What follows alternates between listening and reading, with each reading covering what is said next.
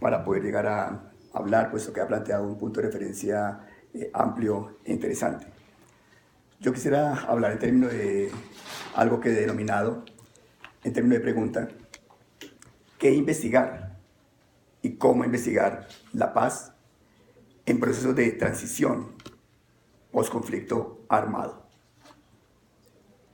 Y voy a hacerlo a partir de tres grandes ideas o temas. Uno, el contexto. Dos, sobre el método. Y tres, la emergencia de un proceso investigativo. Primero, contexto para la reflexión.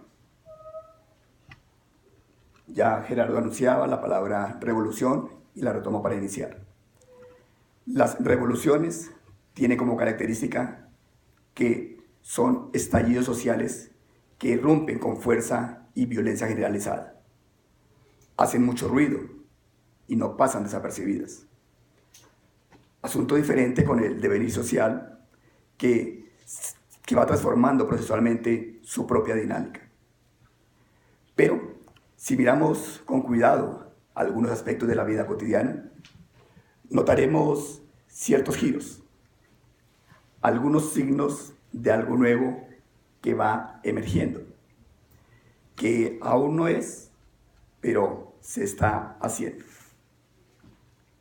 En el contexto colombiano y como parte de la transición de un periodo de conflicto interno armado hacia un proceso de paz estable y duradero, se empiezan a conocer informaciones que dan cuenta de la novedad, del cambio de época. Así, nos informan a través de los medios de comunicación que la Fundación País Libre, cuyo objeto principal fue trabajar contra el secuestro, fundamentalmente el realizado por la guerrilla, llega a su fin tras 25 años de vida, siendo una liquidación voluntaria, porque con el posconflicto el país tiene otras prioridades.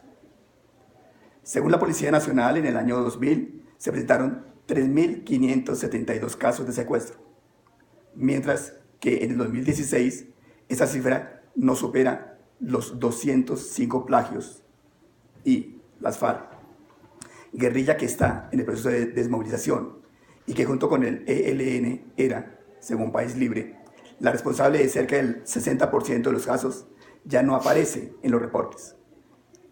Los mayores responsables son los grupos de delincuencia. Como se evidencia, algo ha cambiado. Las circunstancias no son las mismas. Los efectos más radicales de la guerra se expresan en las cifras de muertos que llegan a los cementerios o en los datos que desde los hospitales se reportan para dar cuenta de las víctimas que de ellas se derivan. Por eso no pueden pasar desapercibidas informaciones como la de Colprensa respecto de que en el Hospital Militar Central de Bogotá, llamado Hospital de Guerra, a diciembre del 2016 solo quedaba un soldado herido en combate. Abre comillas. La cifra de militares heridos ha venido reduciéndose gradualmente desde el 2011 con la entrada en vigencia del cese del fuego bilateral con las FARC. Las cifras entregadas por el gobierno dan cuenta que el hospital militar atendió en el 2011 a 424 militares, en el 2012 a 388, 2013 231, 2014 143, 2015 71, 2016 31 y a marzo de 2017 0. Desde esos datos oficiales es claro que algo va cambiando, que va emergiendo un nuevo escenario de vida. Por lo que si esto no justifica un proceso de paz por sí, es difícil encontrar otro argumento, como lo indicó el ministro de Defensa. Desde el momento del cese bilateral del fuego entre el gobierno nacional y las FARC, no se ha tenido ninguna toma guerrillera de poblaciones. No se han presentado enfrentamientos entre el Ejército Nacional y la insurgencia colombiana. No se ha evidenciado extorsión, boleteo, secuestro o masacre, lo que implica que el proceso de negociación se ha respaldado con gestos de buena voluntad. Indicadores entonces que algo ha cambiado, que hay un proceso en marcha y con ello se evidencia movimiento. Movimiento social y político que transcurre, que discurre. Avanzando en este proceso, se encuentra la firma del Acuerdo General de Cese del Conflicto firmado en la ciudad de Cartagena en septiembre del 2016, así como la firma del texto definitivo resultado de los comicios del plebiscito de octubre y conocido como la firma del Teatro Colón en el mes de noviembre de ese mismo año. Lo que ha permitido entonces que a partir del acuerdo veamos el andar y la concentración de la fuerza guerrillera, más de 7.000 combatientes, en sitios específicos, sitios previamente acordados entre el gobierno nacional y las FARC. Por lo tanto, con esta marcha guerrillera hay novedad, hay creación social. Igual encontramos nuevos lenguajes que emergen para denominar nuevas realidades, realidades en ciernes, y que como posibilidad se vislumbran para que les permitamos ser. Así, en esos nuevos lenguajes se habla de mecanismo de monitoreo y verificación, zonas de concentración, zona de seguridad veredal, zonas veredales transitorias de normalización, dejación de armas, ley de amnistía, jurisdicción especial para la paz, reincorporación a la vida civil, cese al fuego y hostigamiento bilateral y definitivo, voceros de las FARC ante el Congreso, estatuto de la oposición, comisión de la verdad, D+1, D+180 y otros términos que pueden pasar por teóricos, por técnicos, pero que igual demarcan formas de denominar procesos que concretan los acuerdos y que son la base para su implementación pensados a 10 o 15 años. Por lo tanto, el escenario social cambia, los problemas sociopolíticos se transforman y con ello se esperan las agendas y las maneras de investigar que por lo tanto deben ser otras. Segundo, el método como acción de pensar sobre el movimiento. No hay un método universal de investigación en ciencias sociales, por lo que esta es la expresión del camino personal que quien investiga expone para dar cuenta de la manera como él asumió su procesualidad investigativa. Igual, no hay un método en cuanto el problema de investigación es el que lo va configurando, lo delinea y permite que al final del proceso investigativo emerja con toda su forma, desde la potencia creadora del pensar de quien produce el conocimiento. Si lo anterior es plausible, entonces los problemas sociales que se investigan tampoco son universales, sino que son expresión de especificidades desde problemas reales que se presentan en determinada sociedad. Por lo que es válido preguntarnos, para el contexto colombiano, ¿qué se debe, qué se puede investigar sobre la paz? ¿Cómo se pueden investigar los procesos de constitución de paz? ¿Qué diferencia las maneras de investigar en contextos de conflicto interno armado y en procesos de transición postconflicto para la paz? De allí, unas ideas respecto de la diferenciación entre método y metodología. Asumir estas preguntas como nuevo escenario y las respectivas preguntas emergentes cuando no hay un tutor, cuando no hay un asesor, cuando no hay un profesor de enseñanza de la metodología, no deja de sorprendernos. A veces nos intimida y en más de una ocasión conlleva a que reneguemos de la investigación y desistamos de ella, asumiendo que esta no es nuestra alternativa. Cuando hacemos eso, dejamos que sean otros los que se vayan convirtiendo en investigadores profesionales y sean reconocidos socialmente como científicos.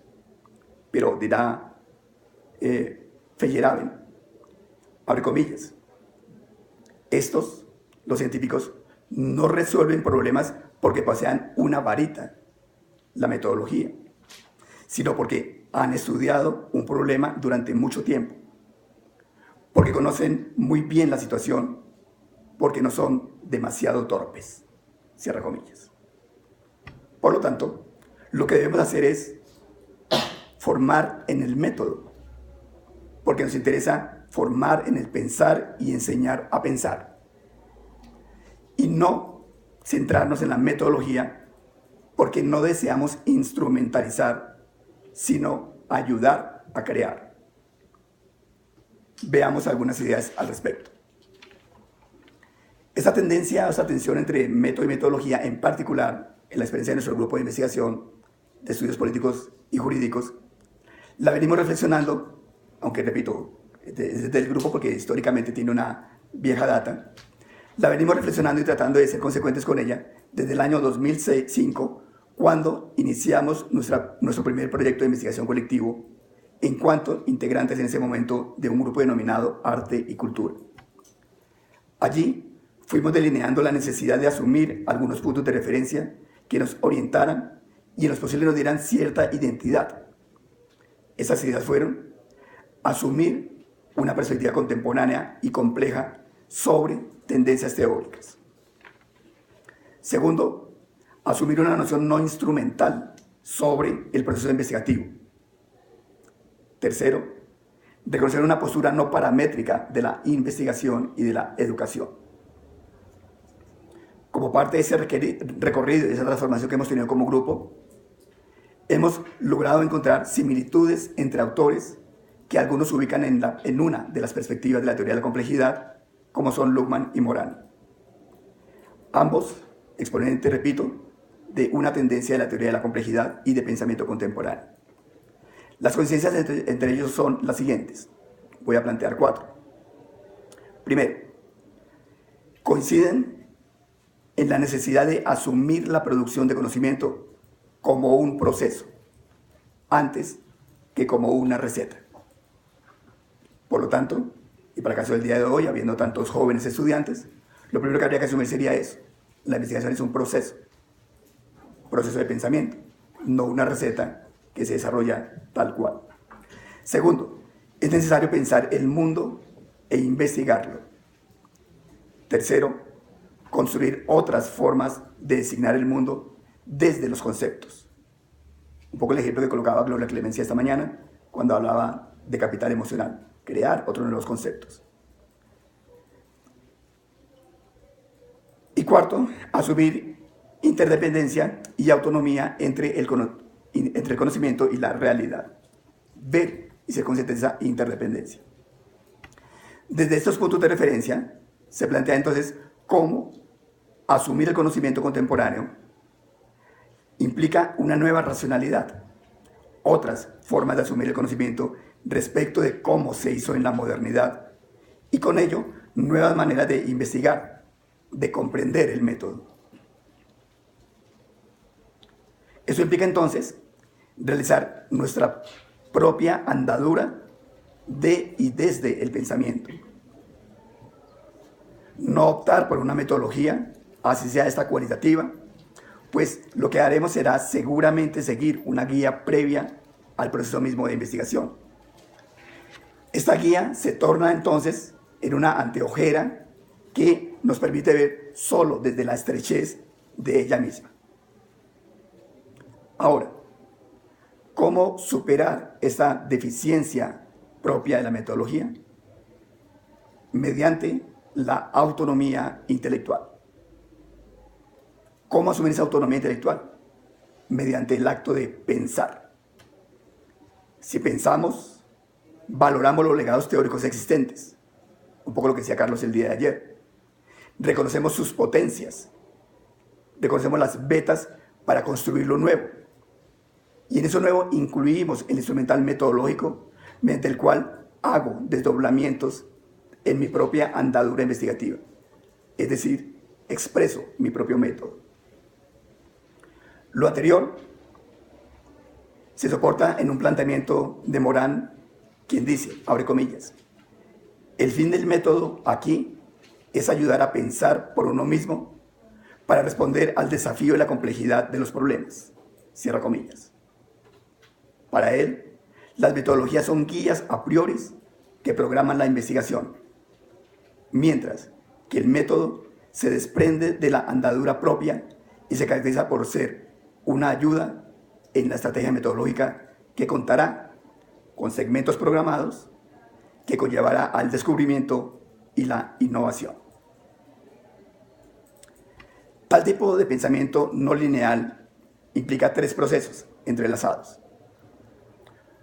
Uno de ellos creo que se esbozó en la intervención anterior de Gloria Clemencia y la colega argentina, y tiene que ver con la reforma del pensamiento de los reformadores de pensamiento.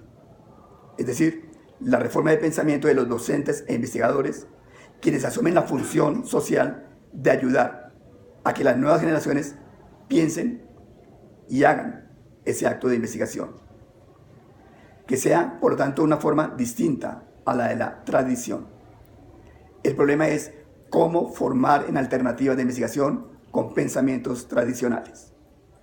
¿Quién ayuda a hacer esa transformación o esa reforma del pensamiento del formador? En principio, se sugería hace un rato, quizá las nuevas generaciones, los estudiantes que interlocutan, que cuestionan, que confrontan y que muestran otras alternativas. Segundo, trabajar con y sobre el pensamiento, lo que conlleva dejar en un segundo plano el saber hacer para privilegiar el saber pensar. Eso no implica no tener en cuenta en cierto momento el saber hacer, sino que a partir del saber pensar se llevará a un mejor hacer investigativo. Y tercero, asumir los textos de los clásicos contemporáneos. También ayer Carlos un poco lo sugería cuando se hablaba y en la discusión se planteaba qué hacer con Fals Borda, por ejemplo. ¿Se trata de repetir la obra de él o de cualquier otro autor?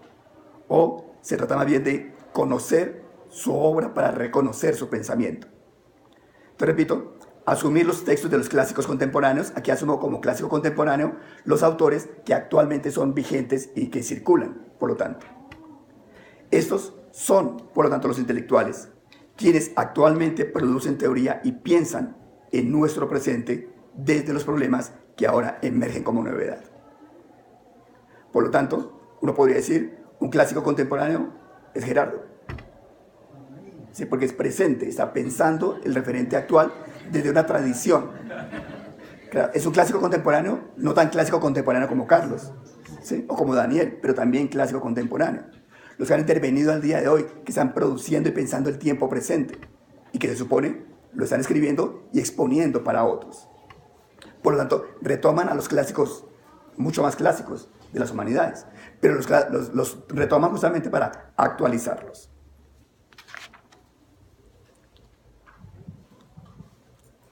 En nuestro propio proceso hemos logrado reconocer que las metodologías sirven, voy a plantear 4 ideas, sirven para lo siguiente: como una ayuda didáctica, repito, las metodologías, como una ayuda didáctica en el proceso de enseñanza de los cursos de investigación, en cuanto nos permiten mostrar la experiencia de quienes han o nos han antecedido en esta actividad, incluidos nosotros mismos en nuestra experiencia.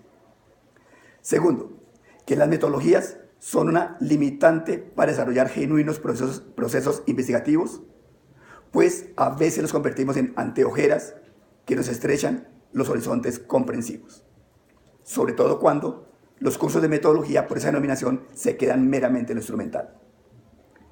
Tercero, que en las metodologías se expresa la particularidad de contextos, problemas, temas y sujetos investigadores que no se pueden reproducir tal cual, pues corresponden en una historicidad a una época y a unos problemas particulares que siempre hay que actualizar. Y cuarto, que las metodologías son, por lo tanto, vivencias investigativas petrificadas, que no podemos asumir como tótems, sino como un referente histórico-cultural en la producción del conocimiento. Desde allí, quisiera entonces plantear algunas ideas respecto a cómo estamos esto concretándolo en un proyecto particular y específico que estamos desarrollando en este momento. Nuestra andadura investigativa. Reconocemos que investigar es más que metodología, es método. Lo que, abre comillas para citar a Agamben, en un texto que él tiene que se llama El método, abre comillas, debería implicar el método una cautela arqueológica. Esto es, retroceder en el propio recorrido hasta el punto en el que algo ha quedado oscuro y tematizado. Solo un pensamiento que no esconde su propio no dicho, sino que de manera incesante lo retoma y lo desarrolla, puede pretender eventualmente ser original. Quien está familiarizado con la práctica de la investigación en ciencias humanas sabe que, contra la opinión común, la reflexión sobre el método muchas veces no precede, sino que viene luego de la práctica. Es decir, se trata de pensamiento de algún modo último o penúltimo, para discutir entre amigos y colegas, diría yo, como ocurre en el día de hoy, y entre colegas a los que solo les legitima una gran familiaridad con la investigación. Cierra comillas de Agamben. Por lo tanto, en ese clima de intimidad y amistad, lo que es arriesgarme a contar algo de lo que viene en emergencia procesual desarrollándose de un proyecto de investigación. Este proyecto de investigación se denomina Formación de sujeto político a partir de la implementación de la Cátedra de Paz en la Universidad Tecnológica de Pereira. Es un proyecto de investigación que surge a partir, los que están en Colombia lo reconocerán más fácilmente, de una normativa nacional que a partir de los acuerdos de paz considera, no a partir de los acuerdos, que en el proceso de negociación de La Habana reconoce la necesidad de ir creando y fortaleciendo una cultura para la paz. Y el gobierno nacional entonces crea una normativa que se conoce como la Ley de Cátedra de Paz, Ley 1732, del 1 de septiembre del 2014, mediante la cual plantea que para ir creando esa cultura de paz se debe hacer a través de las aulas académicas y que por lo tanto para la primaria y la secundaria es de obligatoria enseñanza una cátedra y que para las universidades lo deja como parte de su autonomía universitaria. En ese contexto entonces, la Universidad Tecnológica de Pereira asume en su autonomía implementar esta cátedra con una perspectiva política que es la de ayudar a fortalecer el proceso de paz por la vía de ese proceso educativo. Y por eso retoma el lineamiento general del gobierno nacional y desarrolla, porque en una ley no hace más que dar los lineamientos generales, y desarrolla a la manera de un desdoblamiento unas maneras de desarrollar la cátedra desde el primer semestre del 2015. Desarrollando la cátedra, empezamos a reconocer que no puedes enseñarse la paz de cualquier manera. No puede ser a la manera de la enseñanza tradicional en general en la mayoría de las universidades, como la enseñanza de la Constitución Nacional, meramente normativo. Sino que tiene que ser una reflexión de otra índole y una enseñanza de otra índole. Por lo tanto, se empieza la implementación y ahí van emergiendo procesualidades. Y ahí van emergiendo cosas que nosotros asumimos tienen cierto nivel de originalidad. Y entonces empezamos a pensar cómo hacer para que eso no se pierda. Y decimos, pensémoslo. ¿Y cómo lo pensamos? Formalizándolo a través de un proyecto de investigación, que es el que acabamos de mencionar. Una reflexión inicial, que es una reflexión que hacemos de esa misma práctica educativa, pero con mirada investigativa, nos permite reconocer los siguientes rasgos principales de, ya no la propuesta propiamente educativa, que también es educativa, sino y además desde la investigación lo siguiente. Primero, uno de los rasgos es la formalización normativo-administrativa. En cuanto fue necesario elaborar una propuesta para la Cátedra de Paz, que fue aprobada por el Consejo de Facultad, el Consejo Académico, mediante un acta respectiva. Allí se oficializó la cátedra institucional como una cátedra optativa, que fue un primer elemento que para nosotros tiene importancia porque decíamos, ¿se puede obligar a los estudiantes a que se formen en paz? ¿No? Debe ser algo optativo. Sin embargo, debe haber una instancia administrativa, por lo tanto quedó adscrita al Departamento de Humanidades e Idiomas y por la formalización propia de la academia asumió 3 créditos para aquellos estudiantes que lo decían asumir. Como era optativa, creíamos que iba a haber muy pocos participantes. Sin embargo, la sorpresa grande es que en el primer semestre del 2015 se inscriben 80 estudiantes. Y eso nos llamó la atención. En la segunda corte, segundo semestre, se presentaron 120 estudiantes. De hecho, se pasó de un profesor que trabajaba dos grupos a formar ya un equipo de trabajo donde al momento hay 4 profesores desarrollando la cátedra, porque ha aumentado el interés de la cátedra, que parece que está dada, uno, por el elemento voluntario y dos, por las maneras como se educa en el elemento procesual. Segundo principio, o rasgo principal, perspectiva pedagógica. Dada la condición experiencial y de participación activa de los estudiantes en el proceso educativo de la cátedra, donde deben desarrollar pensamiento crítico y competencias ciudadanas, se orienta por el modelo socio-construccionista, lo que ha permitido la promoción de las siguientes actividades. Estas actividades se tornan en las técnicas a través de las cuales recogemos la información para efecto del proyecto de investigación, porque entrecruzamos la formación con la investigación en simultaneidad. No inventamos unos nuevos escenarios.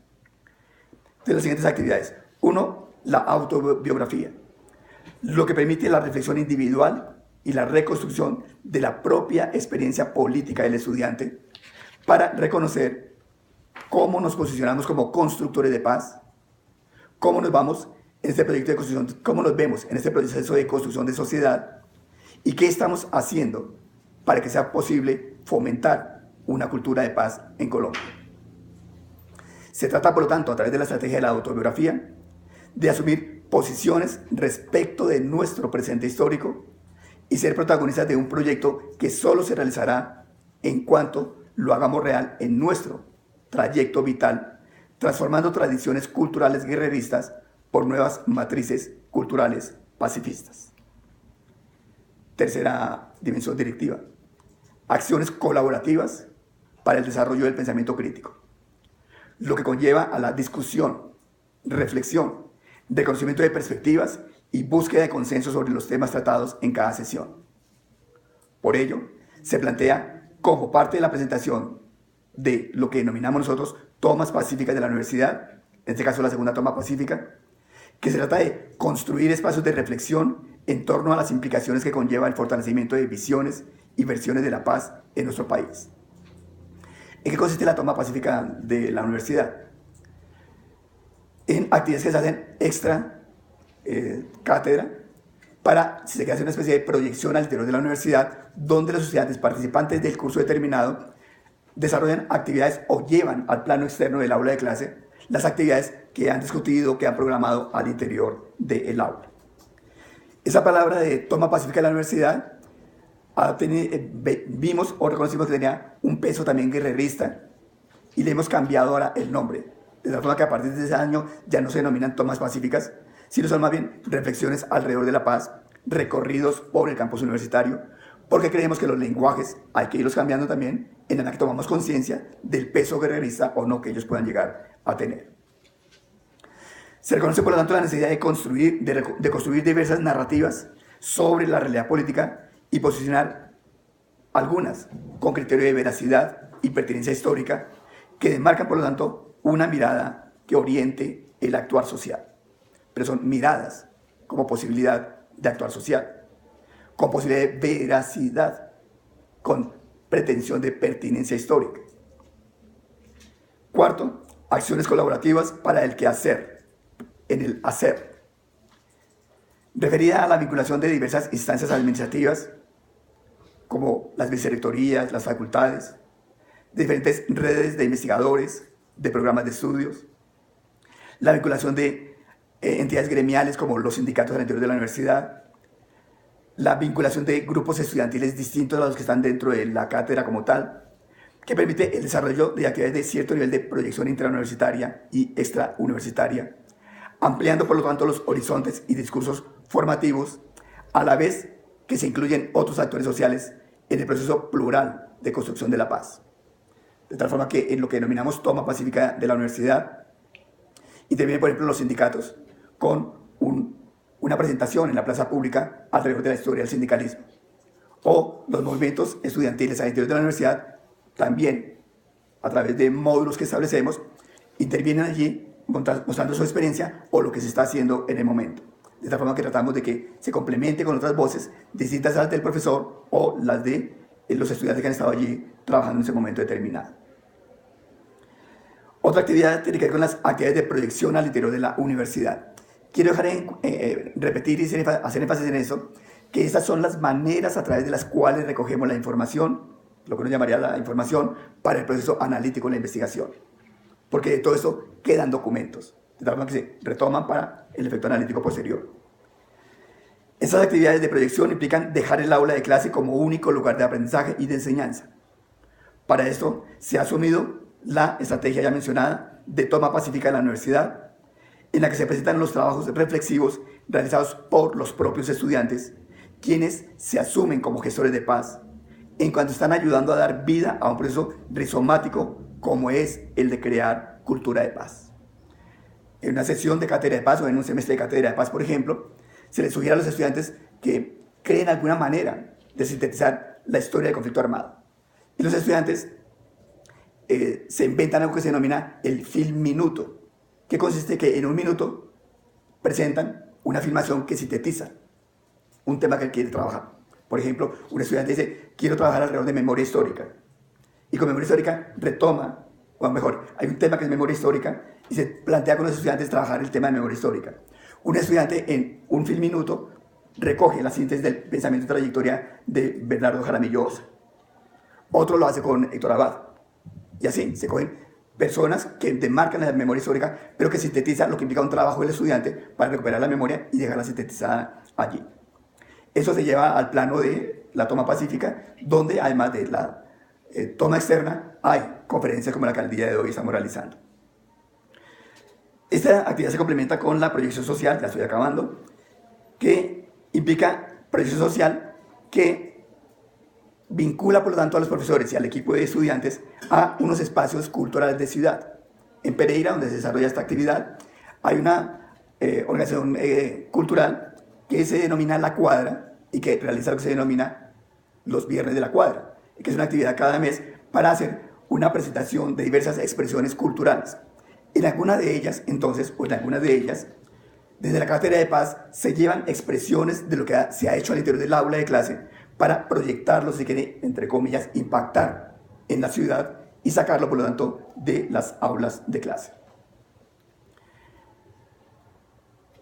Consideramos, por lo tanto, que educar para la paz es educar para la democracia y que los ejercicios anteriores de formación, más la reflexión que realizamos, conlleva a cultivar procesos de pensamiento crítico que deben, creemos nosotros, tener la posibilidad de focalizar esa acción formativa sobre el devenir de la vida y nuestra condición de humanidad, a la vez que nos permite que nos pensemos a nosotros mismos para reconocernos, y en ese sentido también los estudiantes, en condición no instrumental, sino una condición optimista de humanización, un poco a la manera de lo que planteaba Gerardo hace un rato.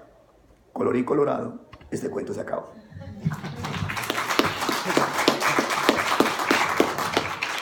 Igual que lo hicimos en la primera parte, los primeros dos panelistas salimos en este momento.